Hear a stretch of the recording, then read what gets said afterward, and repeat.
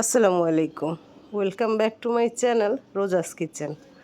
আজকে আমি রান্না করব বিন্নি চালের ক্ষীর। এটাকে পায়েস বলা যাবে না। পায়েস আসলে আমরা যেটা দুধ দিয়ে রান্না করি সেটাকেই পায়েস বলে, আর এটা যেটা গুড় দিয়ে রান্না করা হয় সেটাকে ক্ষীর বলে। তো আমি পাহাড়িদের যে জুম চাষের বিন্নি চাল আছে সেই চাল দিয়ে রান্না করব বিন্নি চালের ক্ষীর। তো চলেন কথা না বাড়িয়ে শুরু করে দেই বিন্নি চালের ক্ষীর আমি কিভাবে রান্না করলাম। বিন্নি চালের ক্ষীর রান্না করার জন্য প্রথমে আমি 1 পট বিন্নি চাল নিয়ে নিলাম। বিন্নি চালটা বাজারে কিনতে পাওয়া যায় কিনা আমি আসলে বলতে পারবো না, আমরা পাহাড়ি বাজার থেকে পাওয়া যায় কিনি। আর এই চালটা অবশ্য আমাকে একজন গিফট করেছে, আমি সেই চালটা দিয়ে করলাম। তো আমি 1 পট চাল নিয়েছি এবং চালটা 1 ঘন্টার জন্য ভিজিয়ে রেখে দিয়েছিলাম। এবং 1 ঘন্টার জন্য ভিজিয়ে রাখার পরে পানি দিয়ে 1 পট চাল নিয়েছি। 1 পট চালে আমি 4 পট পানি দিয়েছি। যেই পট দিয়ে চাল নেবেন ওই পট দিয়েই মেপে পানি দিয়েছি 4 পট দিয়ে সিদ্ধ বসিয়ে দিয়েছি। এটা মোটামুটি সিদ্ধ হয়ে আসছে। আমি চুলায় দিয়ে চলে গিয়েছিলাম, এসে দেখি একেবারে ভর্তা হয়ে গেছে।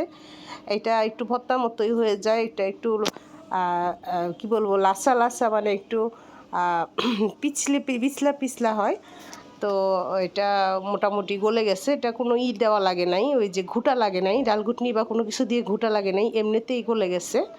আর ক্ষীরটা কিন্তু এমনিতেই চালটা একটু আস্তে আস্তে থাকে, তো বিনি চালের তো এটা এমনিই নরম হয়ে গেছে। এর মাঝে আমি একটু দিয়ে দিলাম লবণটা এতটুকু পরিমাণ দিতে হবে যে মিষ্টির ব্যালেন্সটা ঠিক থাকে, লবণটা কিন্তু বেশি যাতে না হয়।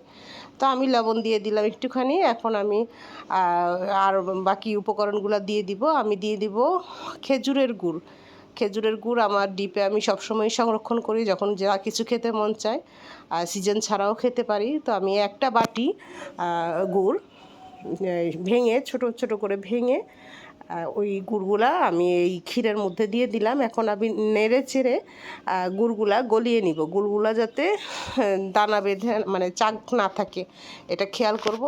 নেড়ে নেড়ে আমি ভালোভাবে গুড়গুলা গলিয়ে নিব।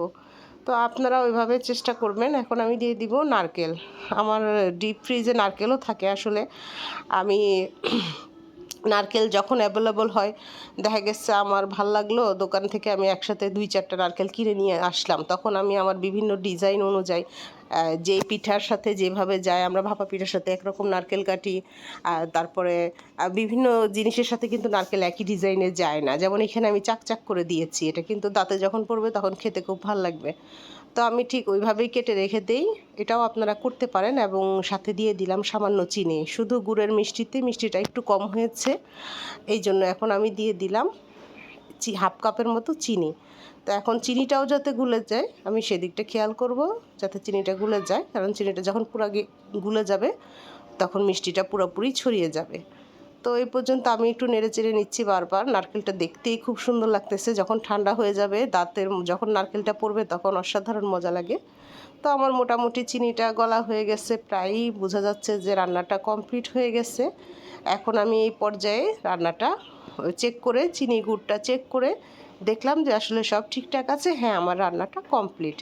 আর এই ক্ষীর বা পায়েস রান্না করার সময় একটু দূর থেকে নাড়াচাড়া করবেন, কারণ এখান থেকে খিচুড়ি, ক্ষীর, পায়েস, এখান থেকে কিন্তু গরম গরম বুদবুদটা ছুটে আসে। তো আমার ভিউয়ার্স, তৈরি হয়ে গেল আমার বিন্নি চালের ক্ষীর। দেখতে কত সুন্দর হয়েছে দেখেছেন? তো অবশ্যই আপনারা রান্না করে খাবেন। এবং আমার ভিডিওটি যদি পুরো দেখে থাকেন, যদি ভালো লেগে থাকে আমার ভিডিওটি, আমার কাজ যদি ভালো লেগে থাকে, অবশ্যই লাইক, কমেন্ট, শেয়ার করবেন এবং নতুন নতুন ভিডিও পাওয়ার জন্য বেল আইকনটি বাজিয়ে দিবেন। আর যদি ফেসবুক থেকে দেখে থাকেন তো অবশ্যই শেয়ার করে দিবেন এবং আমার চ্যানেলটি ফলো করবেন। তো দেখেন নারকেলগুলো যেন আমার দিকে তাকিয়ে আছে কি সুন্দর করে। আর এটা কিন্তু অনেকেই ক্ষীর গরম খেতে পছন্দ করে, আবার অনেকে ঠান্ডা খেতে পছন্দ করে। আমি কিন্তু ঠান্ডা খেতে পছন্দ করি। এভাবে ফ্রিজে আসতে একটু নর্মাল হলে ফ্রিজে রেখে দিব, তারপরে কেটে কেটে খাবো। এই যে আগেই নারকেল 2টা তুলে নিলাম খাওয়ার জন্য। দেখছেন, আপনাদেরকে খাওয়াতে পারবো না, দেখালাম। সবাই ভালো থাকবেন, দেখা হবে নেক্সট কোনো ভিডিওতে। আসসালামু আলাইকুম।